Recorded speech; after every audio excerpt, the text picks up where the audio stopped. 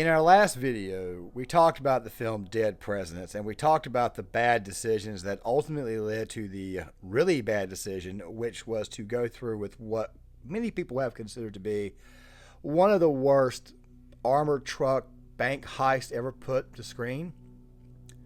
We talked about the decisions. We talked about the environment that Tony was coming home to. Of course, Tony, that right there being Lorenz Tate, the main character of the film. However, we didn't spend a lot of time talking about the bank heist itself, nor did we spend much time talking about the other characters that were involved in Tony's orbit. So that right there is what we're going to be doing in today's video. This right here is a video that I'm doing more for fun, to talk about the actual bank heist itself and some of the other moments and characters in the actual story itself. But I need to say this right here before we go any further, because the YouTube algorithm will find a way to knock the ads off the video or potentially demonetize it as a whole. And what I mean by knocking down the ads is actually limiting them. That's an option here on YouTube that they do from time to time to keep from actually paying you the full rate that you're owed off the ads themselves. But still, though, I need to do something right quick before we actually do that. And of course, that right there is to go ahead and state right now that in no way, shape, or form am I going to be advocating for anybody to do the activities that were put on screen in this film. That right there, of course, involves murder, it involves robbery, it involves, yeah, you guessed it, drugs, all that type of stuff there. I need to say that before we go any further, because YouTube will find a way to come in here and say that this right here sounds like a bit of an advocation of what was put in that actual film. No, that right there is not the case, and I need to say that before we go any further, so that way YouTube understands that that right there, of course, is not what this is. YouTube and their funny terms of service, yeah, don't get me started. I've had several times where I had to basically make a statement before we getting started, but still, though, I want to talk about this incident, and I want to talk about this actual bank heist and all the other characters that were in Tony's orbit that sort of helped lead to the situation or lead to the decisions that Tony made that ultimately led to this failed bank heist. So make sure you guys stick around for the full video. If you guys can, please consider hitting the like button. Please consider subscribing to the channel. Also, give me your thoughts on the heist, the film itself. I'm probably going to link the film in the description box for you guys. Also, give me some thoughts on the video essay as well, and let's go ahead and get started. Before we talk about this heist and how it failed, I want you to know right now that while talking about the characters, Tony is probably not going to be spoken about as much. I did cover Tony in a previous video, and the character Delilah, if I don't speak about her that much, it's really because she really was not in the film that much itself. Neither really was Jose, but if you want to go back to the source material of this film, then you would see that the goal behind the film, the original goal, was to showcase the black man, the Hispanic man's struggle coming back home from Vietnam. It was designed to focus on their experience, and it was also designed to focus on the, let's just say, the experience of, or we'll call it the bad experience of trying to access VA benefits. But I did discuss in that video how it is that they sort of axed that, and they kind of proved it with one scene, a scene that we will be coming back to in this video here, especially when we talk about Skip. Just want to go ahead and get that out of the way before we get started. So the situation that led to this robbery is good old-fashioned money, or the lack thereof money. Very, very briefly on Tony, I did say I wasn't going to speak much about him, and of course I talked about this in the first video. Tony was struggling being able to hold a job. He had a girl, he had a daughter, and he also had a girl who, for some odd reason, was not wanting to get rid of or axe Cuddy out of their lives. This right here is one of the main things that ultimately led to him doing this particular heist, which of course did in fact go awry. But the planning itself was god-awful. More on that here in a second, but still the point is this right here. Every single one of these gentlemen have issues with money. We'll talk about Kirby for a quick second. So shortly after Tony gets home, of course, he goes to see his old boss, Kirby, who he used to ride with, who he used to run numbers with. Still have no idea what running numbers is. If you guys can, please tell me in the comment section. Still looking for urban definition. Don't really know what the hell that is, so please enlighten me. Shortly after meeting Kirby, or meeting back up with Kirby, Kirby confides in him that there isn't really any money. There really isn't any money to be made, and that everybody's kind of lean. Now, the film itself takes place between the years of 1969 and 1973. Vietnam War was going on. However, back home, the country was going through a bit of a recession.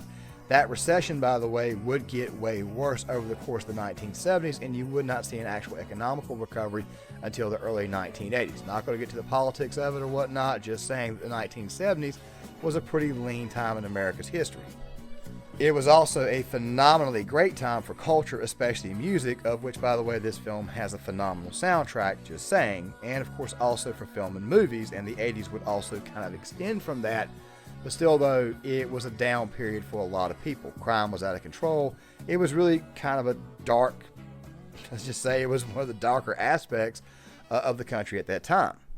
So, yeah, Kirby's motivations are pretty obvious. Jose, on the other hand, well, it's revealed that he had a hand blown off during the war.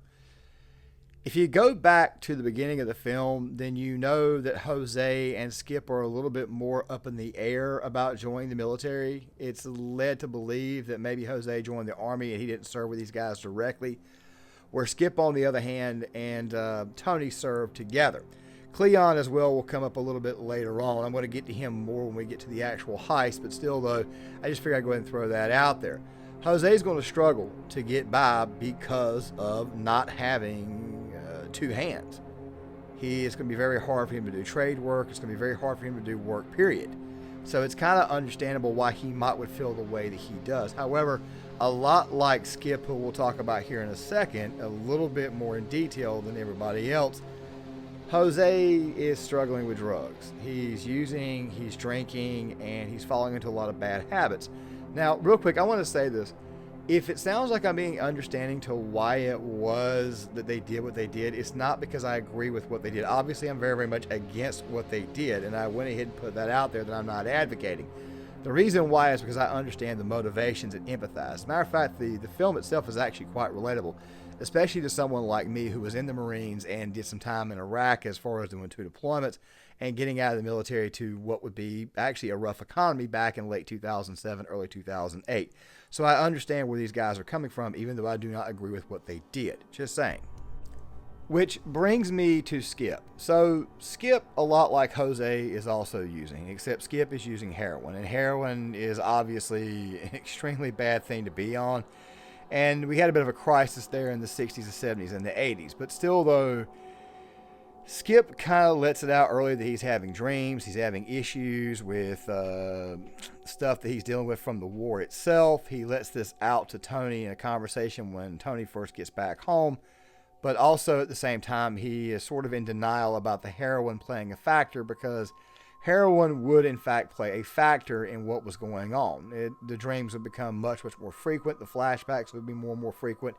And he's using this to obviously cope with his surroundings. But yet, then you get the whole thing about VA benefits. So let's talk about that really quick.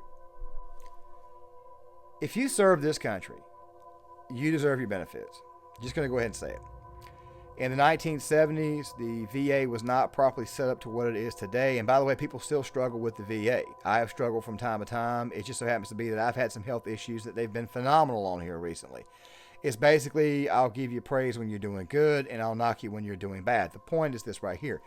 At that time, with the Vietnam veterans coming back home, the VA was not fully ready or set. There are other films that talked about this. One of the better Vietnam films that discusses this very issue is the movie Born on the 4th of July. I advise you guys go check it out. But then again, I think that there may have been another agenda with that particular film on its own. Point is this right here. The whole thing about VA benefits was kind of dropped, or it kind of went out the window the minute Skip said this. Need any money or anything, you know? Man, I got over like a fat rat when I got out, man. I got my school money coming from the government once a month. I got my veterans check coming once a month. I got my 50% medical check coming to me for the rest of my life. I ain't got to do a goddamn thing else but go to the mailbox, you dig? He's telling you that he's collecting his medical check. He's telling you that he's collecting his VA check, his benefits check. He's telling you he's collecting money. The thing is this right here, though. Skip doesn't want to do anything with his life. And yet, for some odd reason, during the whole planning of the robbery, he's the only one who had any common sense. I mean, Skip, you should be out there trying to find some work, dog. Just saying. But this right here is the perfect segue into the actual heist itself and why it failed. So let's go ahead and get to that. Well, the first problem that you got here is that 2 of these guys are high, Jose and Skip. The second problem that you have is that you have Delilah, who's a black revolutionary, who we'll talk about momentarily here in a second, because Kirby kind of points out right off the bat that he does not want anybody like that on the crew. That right there is smart on Kirby's part, because he knows that now suddenly this thing right here could be seen as a political situation if they do in fact get caught. But the thing about Delilah is this here. Delilah is doing this because she's sweet on Tony. She's Tony's girl sister, so yeah, and if you paid attention to the very beginning of the film, then you would know that she's more so sweet on Tony than Tony's actual girl is. Do I need to bring up how it is that Tony's girl still refuses to cut Cuddy out of her life? I don't think I need to, but I probably will be doing it towards the end of the video anyways, just to be doing it, because to me, I think that right there was the main problem that Tony was dealing with. Still, though, the point is this right here. You got Jose over here who has just been told by Kirby that if any of you guys get caught, don't worry, keep your mouths closed. And Jose's response to all this is basically, fuck that shit, man. I'm telling you right now, if I get caught, I'm shooting my fucking way out. We can put that shit in. I think the goal in this case should be to not hurt anybody at all. Do this right here as quick and as cleanly as possible. But when you have somebody on edge like Jose, yeah. And they would ultimately end up paying for this the minute he decided to go all cowboy during the heist. And of course, he also would choose to blow the truck up, which of course would also result in all that money getting burned up, for the exception of the $300,000 that the guys got at the very end of the heist. By the way, I want to go ahead and say this one more time if I've not said it before. The reason why it's a failed heist is not because they were able to extract anything. It's a failed heist because they ultimately would end up going down for it. Just figure I would say that before we go any further. But to me, the biggest mistake that was made was, well, the decision to bring somebody else in. I mean, Kirby had pointed out, I want no more revolutionary people. I don't want none of these people. Kirby had also pointed out I did not want her on this deal because you've already got too many people. And as Chris Tucker said, I agree. Man, hell no. We don't need no another man. Shit, I can see. Besides, we got too many motherfuckers anyway. I can get somebody from our organization. Oh, no. I don't want none of them revolutionary You can cut your eye at me all you want to. I ain't too keen on having that broad up in here, neither. Well, you the one talking about we need another man. Make up your goddamn mind. You have somebody in mind, Anthony? We might as well put a motherfucking ad in the paper then. We gonna get everybody. Shit ain't gonna be no money left. And the gentleman that they would call up, that they would go see to help out with said heist, would be Cleon. Now, I've heard a lot of people give Cleon's character pure hell over the years. I think that one of the best takes on this film is, while it's meant to be funny, is Prim's Hood Cinema's take on this particular film, which I will link in the description box. However, I'm here to tell you guys right now that I don't really blame Tony for putting Cleon on the crew. Probably because he could have been the guy that they could have used as their scapegoat. Not saying that they should have. And ultimately, if you know the film, then you know that Cleon would be ultimately the one that would end up turning everybody in, or turning himself in, which would lead to everybody else getting turned in. Still, though, Cleon was unstable from the start. He should have been viewed with extreme caution. I mean, this is the same guy, while Skip and Tony were in Vietnam, decided to remove one of the heads off the dead VC and put it inside of his pack. I mean, let me just kind of play some of this right for you guys so that way you guys can see exactly how unhinged he was. Ain't a one of us got as much as a splinter in his finger since I cut this head off. This head is our good luck charm. Nah. This here's our good luck charm. Man, Cleon, you need to get the fuck on with that bullshit, man. That head smell like shit. We're in a world of shit now. I just buried our luck. You know, even in a serious role, Chris Tucker still finds a way to crack me up. I mean, Hollywood is missing one of the best comedic actors out there. It's just saying.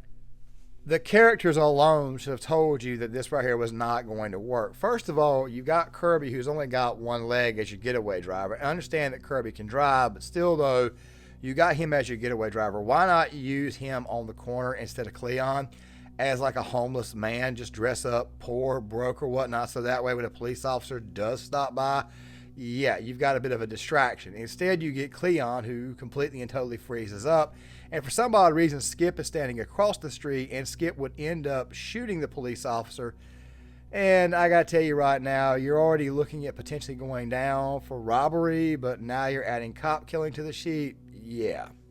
If anything, Skip should have been up front with Tony and Jose. And Delilah should have been the getaway driver. Just figure I would point that out. You've got one guy as a lookout who could be a distraction, a potential second lookout, and of course you've also got your driver situation taken care of with Delilah. I mean, it sounds to me like they had this entire thing planned out poorly just by the way they had delegated each job to each individual. But of course, that right there also brings us back to the armored vehicle itself. And of course, we got to talk about Tony and Jose. If I didn't say it before, Skip should have probably been up front with those guys rather than staying on the corner being a lookout. I understand he's tweaking and whatnot, but he isn't really tweaking if you actually think about it. Nervous energy is obviously getting the better of him. He probably should have been up front with the other two guys. Then you got Jose choosing to blow the armored truck up. Maybe what you should have done was jumped up on top of the ledge at the start of the heist with Tony. And of course, that would have worked a lot better if you had Skip with you, serving as an additional gun, protecting the outside area. And what you could have done was you could have had one of you two keep the door open while the other one holds the other at gunpoint, and then eventually Skip could have came up and assisted with actually removing the money. Which also brings me to one big, and I mean very, very, very large discrepancy here, and that of course is, why are y'all wearing this god-awful face paint instead of maybe ski mask? This face paint was a dead giveaway in every which way you could think about. If you take off and you run, people see you on the street. They see you running with this face paint on. They can identify you not only by the color, but also the style, especially near the eye area. I think ski mask would have been a little bit more appreciative. And even if you choose to drive off with that face paint on, there are people who are pedestrians and people who are driving by you who will also be able to identify the face paint and also the vehicle that you're escaping in, which makes me think to myself, I mean, is it possible that maybe you could have found another vehicle, like a secondary one? I mean, if you're going to have a crew that big, then you might as well go all out. Just figure I would throw that out there, that you could always use a second car as maybe as a potential decoy. Or maybe what you could have done was use explosives on the car if you're going to be in ski mask. Maybe you could have done that there and then had another vehicle come by. Maybe that right there is what you could have used the extra person for. Or maybe it's possible that you could have gone with just Skip, Tony, and also Jose at the front, instead of having the other three people standing in one spot. And maybe what could have happened is that Kirby, or I don't know, maybe Delilah could have been driving another car. You blow one car up and then you escape in the other one with the ski mask on, you get rid of the stuff, and then you might have a better chance. Just figure I'd throw that out there. And then, of course, after the heist fails, Cleon gets a bit of a conscience in him, doesn't exactly want to go along with keeping his mouth closed, views the entire situation as a penance, and ultimately we find out that he is spending all the money openly. Which I think is kind of hypocritical given the fact that Tony decided to basically hook the neighborhood up with some extra stuff on Christmas. I mean, it just seems to me a lot like that scene in the movie Goodfellas, where after the guys had gotten through with the Lufthansa heist, after they had gotten through with that great big giant score, it just feels a lot like that scene. Let me play it just to kind of remind you guys of what I mean by this. Jerry? What am I getting excited for? You stupid? We got a million fucking bulls out there. Everybody's watching us, and you get a fucking car. You're telling me I'm excited? My mother's name. It's a wedding gift. I don't give a fuck whose name it's under. Are you stupid or what? Did you hear what I said? Don't buy anything, don't get anything, nothing big. Did you hear what I said? What's the matter with you? What are you getting excited for? What am I getting excited about? Because you're gonna get us all fucking pinched, that's why. What are you, stupid? What's the matter with you? I apologize.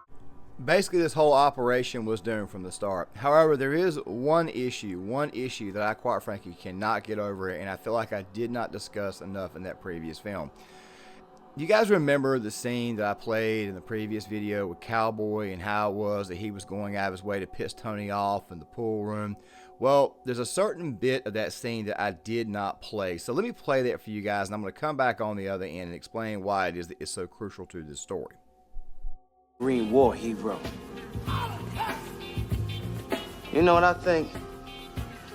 I think y'all was some goddamn fools going over there fighting that white man's war. That's right. What you got when you get back here, huh? Not a goddamn thing. You guys went over and fought that white man's war. What did it get you? Nothing. Basically, what Cowboy is doing here is he's denigrating his service. There's also the scene where Tony's girl tells him there ain't no free meals like there are in the Marines here. And of course, Tony, he eventually goes off. I mean, it's bad enough that you got to deal with her still having this guy, this pimp in her life, and yet you got to listen to her denigrate your service. Even though, obviously, there is no such thing as free meals in the Marines, free meals in the military. You earn every damn one. This was the type of crap that Tony had to put up with. The minute he gets back home, his mama is asking him if he is on drugs or if he got hooked up on drugs, rather than even asking him how he's doing. It's stuff like that there. That type of stuff right there is what I think actually drove these men to actually go and do what it is that they did. And obviously that thing that they were doing was illegal, and it got a couple of people killed. And Tony, of course, locked up basically for the rest of his life. Which also brings us right back to that courtroom scene when the judge basically says, I fought in the real war, that there being World War II. It just feels to me like Tony was being denigrated the minute he got off that plane. I talked about this in my video on the film First Blood, which I'll link in the description box, is that a lot of guys, when they got back home, they really weren't getting help from anybody when it came to the civilian populace. You had the anti-war crowd that was protesting, calling you baby killers, throwing crap at you, and then of course you had a hold of the crowd that sort of blamed you for the loss of the war. You were kind of screwed either way, and I think if maybe they might have gone more in that direction when making this film, it might have been much, much more impactful. Because at the end of the day, Tony and these characters really come off as, quite frankly, pretty daggone relatable, empathetic, and quite frankly, you might can even sympathize with them, even though they obviously did a very, very bad deed, and that bank heist went to hell. Even if the bank heist had been successful, you shouldn't be out there robbing banks and stuff. Just figure I would say that there for the YouTube algorithm. But you guys tell me what you think, though. I mean, I'd love to get you guys' thoughts on this. Give me your thoughts on the movie itself. Give me your thoughts on the video essay. Please leave a comment. I'll link the movie itself in the description box. I'll also link my First Blood video in the description box, as well as probably my video on Full Metal Jacket and the first part to this little two-parter. Make sure you guys go check those videos out as well. And look, if you guys can, please hit the like button. Also comment as well. If you're new here, if you want to subscribe, please subscribe. And also give me your thoughts on the essay itself. From that being said, peace out.